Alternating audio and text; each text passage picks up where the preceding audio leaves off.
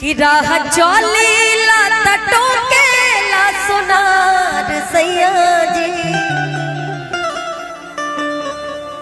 के राह चलेला टटोकेला सोनार सैया जी काहे नथिया गढ़वला उधार सैया जी काहे नथिया गढ़वला उधार सैया जी।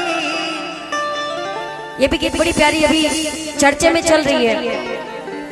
एगो जनी के मैम पति देव अपनी पत्नी से बहुत प्रेम और प्रेम के साथ साथ जा करके यही सुपौल में उधार कुछ पैसा दे के थोड़ा मोड़ा पैसा दे के नाक की नथुनी जो होती है ना उसको उधार ले लिए। वो तो उधार लेके चले गए लेकिन जो उधार लिए थे उनकी पत्नी उसकी भाभी लगती थी। अब भाई भाभी पे तो पूरा हक बनता है। तो जब जब भाभी जी बाजार से गुजरे ना तब तक वो एकदम छेड़े का हो बहू जी का हाल चाल बा। तो बड़ा सुंदर भाव से कहत रही कि राह चलेला टटोकेला सोनार सैया जी अरे राह चलेला टटोकेला सोनार सैया जी काहे नथिया गढ़वला उधार सैया जी काहे नथिया गढ़वला उधार सैया जी काहे नथिया गढ़वला उधार सैया जी। राह चलेला टटोकेला सोनार सैया जी राह चलेला टटोकेला सोनार सैया जी काहे नथिया गढ़वला उधार सैया जी काहे नथिया गढ़वला उधार सैया जी काहे नथिया गढ़वला।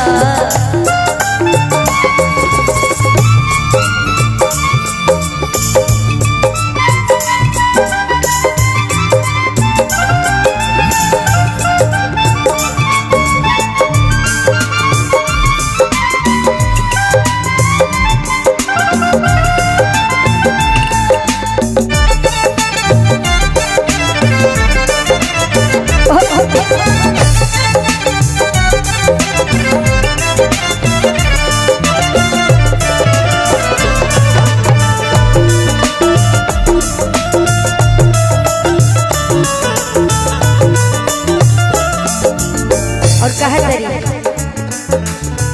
चल जाए रहिया धागे चल जाए गाली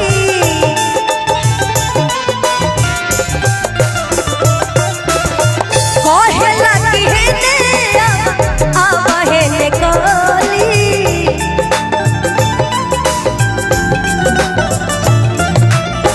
चल जाए रहिया धागे चल जाए गाली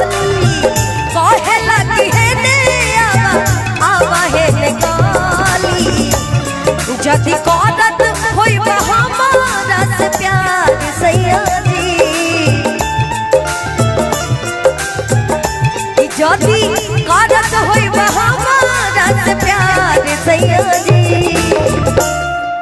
कहा तरी की सुनी अगर ड्यूटी पे बढ़िया पैसा मिलत होखे अगर हमरा से प्यार होई तो कहत कि जदि करत होई हमारा से प्यार सैया जी त जाके अजुए चुकैबा उधार सैया जी जाके अजुए चुकैबा उधार सैया